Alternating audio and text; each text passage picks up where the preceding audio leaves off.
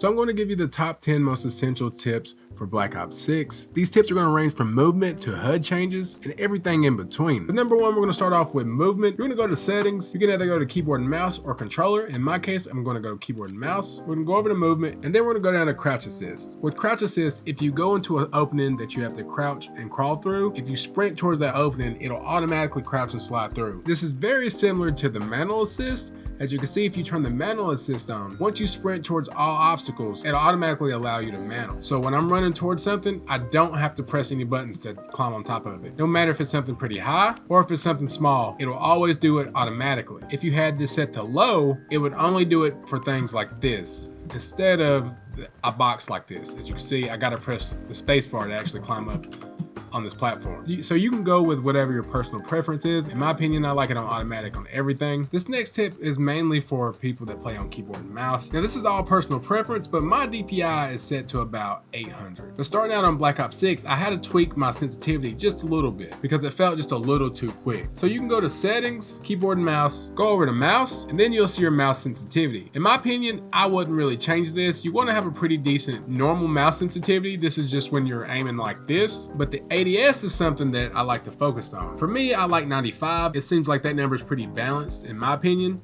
With all this movement, you want to have a pretty decent sensitivity so you can keep up with everybody. This is a pretty different game from Modern Warfare 3, and you just might have to play on a different sensitivity this time around. And something else that I also want to mention, I also mentioned this in my last video, this Omni movement is not great for people on keyboard and mouse because you just have to do too much. If I want to sprint, dive, and shoot while I'm in midair, it's going to be very difficult for me to do that. And the reason why I say that is because I have to press the shift button with my pinky and then press the control button to dive while I'm shooting at the same time.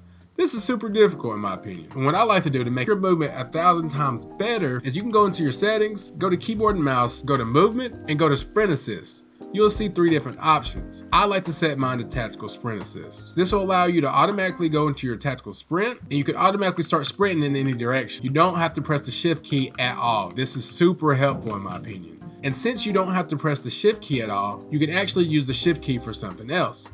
So I'm going to go back to settings, we're going to go back to keyboard and mouse again, and we're going to go to keybinds, and then I'm going to scroll down to prone/dive behavior. Then I'm going to scroll down to my prone/dive. As you can see, this is set to my shift. So whenever I press the shift button with my pinky, which in an ordinary situation would be my sprint, it's going to make me dive instead. So all I have to do is press the W key, then tap the shift button with my pinky, and I'm automatically diving. It's going to take some getting used to. I keep automatically tapping the shift button and it makes me crouch and I don't go anywhere. So I just want to let you know that if you switch this, it's going to take some getting used to, but once you get used to it, it's actually pretty easy. And it's really nice to actually take advantage of the Omni movement, even being on keyboard and mouse. So the next tip is going to be super simple, and that's going to be your field of view. Now, if you get motion sickness pretty easy, then I would say I wouldn't extend this, but if you want a slight advantage, having a wider field of view will help you out. Now you can go to settings, go to graphics, and then you can go over to view, and then you'll see field of view. I'm going to turn this all the way up to 120 because that's what I like to play on pretty much all Call of Duties.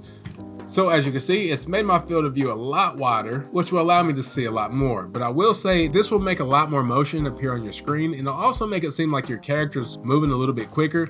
He's not, it's just an illusion. But having a wider field of view will cost you a little bit more performance on your PC, so just keep that in mind. And getting right into number 5, we got the melee. In this Call of Duty, you have a dedicated melee weapon. If I press V, in my case, I'm going to melee, but if I hold V, I'm going to pull out my knife. And then you can actually use the knife and get the mobility advantage. This is super nice and completely brand new. Yes, in the past you're able to knife people, but you wasn't able to have it out constantly to get that mobility boost. So for number 6, we have the auto peek setting.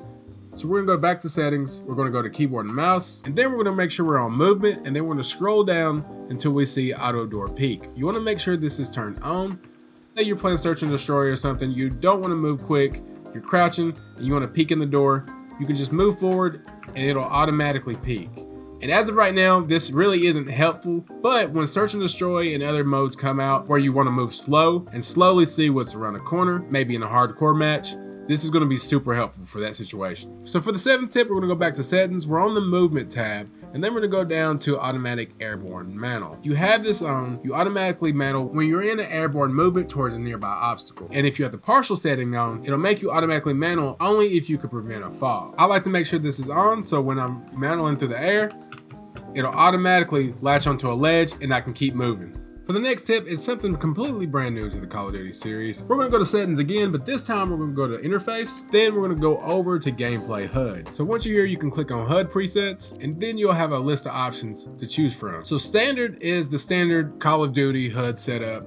Then you got inverted, which inverts everything. Classic, the interface from the older Call of Duties. And then we have the mission interface, which squares off your radar. More about that later. Then we got the scout, one of my favorites, target tracker, central command, and magnified. And then these other two, but you can't choose these right now. One of my favorites is the target tracker. The reason why I say that is because it's in the dead center. You don't have to take your eyes away from your reticle much to glance down at the radar and just constantly pay attention to both of them at the same time. Honestly, it may take some getting used to, but I honestly believe this will give you a pretty nice advantage if you can get used to looking at it. And not only that, if we go back to interface, go to HUD again, and then if we go over the minimap, you can actually change the minimap shape. If you look closely, if I change this from round to square, if you look a little closer, you can actually see a tiny bit more. Now I know it doesn't matter that much, but why not see a little bit more of the radar? And you also have the option to go down here to scale and change the scale of the radar. You can make it bigger or smaller if you feel that it's in your way. I keep mine at about around 100. I don't like to change it that much, but if you think it's in the way too much, you can actually change the opacity as well, so it's not that much in the way, but I keep mine at 100. And one last thing I like to mention on this is the icon scale. If you have trouble seeing your icons, you can actually change the scale right here. I set mine to max so I can just glance at it and see all the icons super easily. And for this last tip, this is mainly for my PC players. If you want to get better performance, make sure you're using the DLSS. So you're gonna go to settings, go to graphics, go to quality, and honestly, if you want the best performance, I like to set mine to minimal. And then you're gonna make sure you have the NVIDIA DLSS on, or the AMD equivalent. This will give you a lot more performance. And if you set it to minimum like I do, you wanna make sure you go over to display, go down until you see VSync. If you have a NVIDIA graphics card, you should see VSync. If you have AMD, you should have something that's equivalent, and make sure that is turned on. This will make sure you have no screen tear, making your game look a lot smoother, allowing you to see more while you're moving quickly through this game. But that's gonna be it for the tips. If you want to see more videos like this, make sure you hit that like button. And with all that being said, I'll see you in the next video.